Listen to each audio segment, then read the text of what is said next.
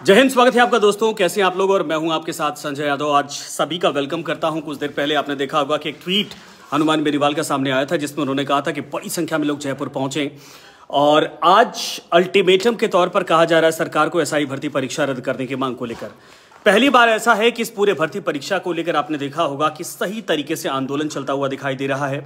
और मैं चाहूंगा कि जितने लोग इस वक्त मेरे साथ जुड़े हैं सभी लोग इसको शेयर करते जाएं, साझा करते जाएं, ताकि ये वीडियो लोगों तक पहुंचे। और इन सब के अलावा आज तो जो तस्वीरें इस वक्त आ रही हैं सोशल मीडिया पर और इन सब के अलावा टेलीविजन चैनल पर, अखबारों में, वो साफ तौर पर दिखाती हैं कि मुझे लगता है कि राजस्थान की सरकार को पूरे मामले पर झुकाने की तैयारी है, क्योंकि 1-2 नहीं बल्कि हजारों हजार बच्चों का सवाल ये है, युवाओं के भविष्य का सवाल है। ऐसे में जो गड़बड़ी, जो धांधली हुई है इस पूरे भर्ती घोटाले में, उसका पर्दाफाश होना चाहिए। और जो लोग गलत तरीके से, आपको बता दें कि इस पूरे मामले पर नौकरियां कर रहे हैं, जो भर्ती इस वक्त कंप्लीट हुई थी उसके बाद गलत दस्तावेज या जो नकल का मामला आया था, इन सभी मामले को लेकर जिन लोगों ने इसका फायदा उठाया था वो सभी सलाखों के पीछे होने चाहिए। आप लोग मेरे साथ बड़ी संख्या में लगातार जुड़ते जा रहे हैं। अभी 20-25 लोगों की संख्या बढ़ गई, लेकिन मुझे लगता है कि अभी जो जयपुर से अपडेट है, अगर आप लोग इस वक्त आंदोलन में हैं, जयपुर में हैं, तो वहां से अगर कोई जुड़ना चाहे तो मेरे साथ मैं उसको जोड़ सकता हूं। आप मुझे रिक्वेस्ट भेजें या फिर यहाँ डीएम कर दें ताकि मैं आप लोगों की बात को समझ जाऊं, उसके बाद इस मामले को आगे बढ़ाया जा सके। लेकिन आपको बता दें, हजारों हजार की संख्या में, हालांकि ऐसा अमूमन देखा जाता है कि जब भी हनुमान बेनीवाल जयपुर जाते हैं या राजस्थान जाते हैं उस दौरान गाड़ियों का रेला हो जाता है, लेकिन जब ऐसे आंदोलन की बात होती है, अभी वक्फ मामले पर भी उनका सीधा सपाट बयान था। इसके बाद जब आपने देखा पहलगाम अटैक हुआ था, तभी उन्होंने कहा कि मैं नहीं जानता, सरकार को यह करना चाहिए कि जितने भी आतंकवादी इसमें शामिल थे वो तो उनकी सजा तो होनी चाहिए, लेकिन पाकिस्तान अधिकृत कश्मीर यानी पीओके को भी भारत में मिलाने का वक्त आ चुका है। सरकार डायरेक्ट एक्शन ले, हम उनके साथ खड़े हैं। लेकिन आपको बता दें कि आज डायरेक्ट एक्शन की बात कही जा रही है एसआई भर्ती परीक्षा रद्द करने को लेकर। सरकार चुप्पी साधे है। बहुत सारे ऐसे लोग हैं जो पूरे मामले पर आंदोलन कर रहे। आंदोलन का असर ये हो रहा है कि एक तरह से इंडिकेट कर दिया गया था कि इस भर्ती मामले में आगे कुछ हो नहीं सकता है, लेकिन अब मुझे लगता है कि जो प्रेशर, जो दबाव युवाओं की तरफ से और खास करके जब से आरएलपी या हनुमान बेनीवाल पूरे मामले पर कूदे हैं, तब से सरकार पर बढ़ता जा रहा है। 40-45 की संख्या आप लोगों की हो गई है। मैं चाहूंगा जो लोग इस वक्त जुड़ते जा रहे हैं वो एक एक करके इसको शेयर भी करते चले, यानी आपके लाइक्स और आपकी शेयर जरूरी है। और जितने ग्रुप आपके बड़े हैं, चाहे वो आपकी पार्टी का पेज हो, चाहे आपकी खुद के पेजेस हो, उन सभी पर आप इसको शेयर करते चलिए, ताकि जितने लोगों तक ये पहुंचेगा वीडियो, ये लाइव सेशन पहुंचेगा, सबके रिएक्शंस आएंगे और इस आंदोलन को धार मिलती हुई दिखाई देगी। जयपुर में कुछ देर पहले मैं देख रहा था ट्वीट हनुमान बेनीवाल की तरफ से कहा गया था कि बड़ी संख्या में जितने भी आसपास लोग इस वक्त मौजूद हैं जयपुर के आसपास, वो सभी लोग जयपुर पहुंचे ताकि इस आंदोलन को और बड़ा किया जा सके और सरकार से सवाल जवाब किया जा सके। लेकिन सवाल यही खड़ा होता है कि इतने साल भर्ती को हो चुके हैं, इतनी बड़ी संख्या में जो इस वक्त दरोगा बने हैं वो थानों में पोस्टेड हैं, क्या उनकी नौकरियों को लेकर अब सवाल खड़े हो रहे? जांच की बात जरूरी है, जांच होना भी चाहिए। जो होनहार लोग थे वो पीछे रह गए, उनके साथ गलत हुआ है। और जिन लोगों ने करप्शन किया, पैसे देकर, चाहे नकल मारकर, चाहे किसी भी तरीके से इनडायरेक्ट वे में घुसने की कोशिश की थी, वो आज वर्दी पहनकर बाकायदा सेवा दे रहे हैं। क्या वो डिजर्व करते हैं? ये सवाल बड़ा गंभीर हो जाता है। 100 के आसपास संख्या आप लोगों की पहुंच गई है। प्लीज आप लोग इसको शेयर करते जाइएगा और अगर आप लोगों ने शेयर कर दिया तो उसको साझा भी करिए, लिखिए हाँ हमने शेयर कर दिया है। जितने ग्रुप्स में आपने डाले हैं वो बताइएगा। लेकिन बहुत दिनों बाद एक जोरदार आंदोलन होता दिख रहा।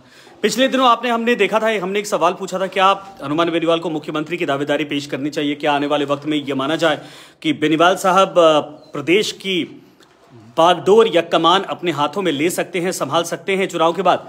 बहुत सारे लोगों ने कहा। उसके बाद मुझे लगता है हनुमान बेनीवाल का भी रिएक्शन उस पर आ गया था। उन्होंने कहा, देखो मेरी शक्ल ऐसी नहीं कि मैं मुख्यमंत्री तक के बारे में सोचूं, लेकिन ये जरूर कि जनता के लिए लड़ूंगा।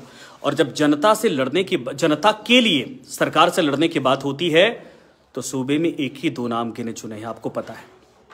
एक ऐसे हैं जो पता भी नहीं चलता कब मुख्यमंत्री आवास पहुंच जाते हैं, और एक ऐसे हैं जो डंके की चोट पर हनुमान बेनीवाल, चाहे नागौर में हो, चाहे दिल्ली में हो, चाहे संसद में हो, चाहे प्रधानमंत्री नरेंद्र मोदी से बात करनी हो, चाहे राजस्थान के मुख्यमंत्री से बात करनी हो, आपने देखा होगा जो तेवर, जो अंदाज होता है, वो लोग कहते हैं कि भाई लड़ने वाला अगर कोई नेता हो तो इसी तरीके से हो। और आज भी डंके की चोट पर इस बात को अनाउंस किया गया।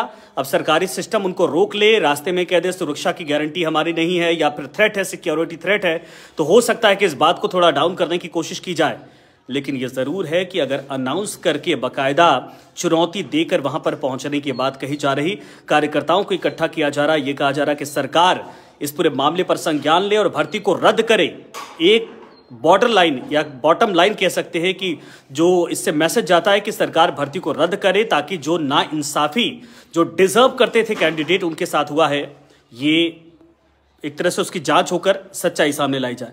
दूसरा, जिन लोगों ने करप्शन करके या गलत तरीके से गए हैं, वहां पर नकल मार के गए हैं, भाई वो कहां से नौकरी को डिजर्व करते हैं? मैं तो बार बार ये सवाल पूछता हूं, कहां से डिजर्व करते हैं?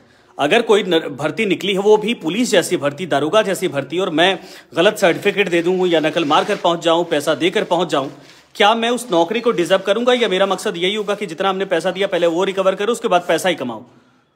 इंसाफ कहां लोगों को मिलेगा?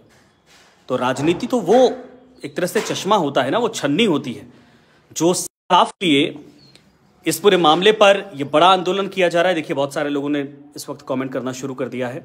मैं सबके कमेंट तो नहीं पढ़ पाऊंगा क्योंकि 100-200 कमेंट आप लोगों के आए हैं, लेकिन मैं कोशिश करूंगा ज़रूर कि मैं कुछ लोगों का रिएक्शन, कुछ लोगों के रिप्लाईज दे सकूं।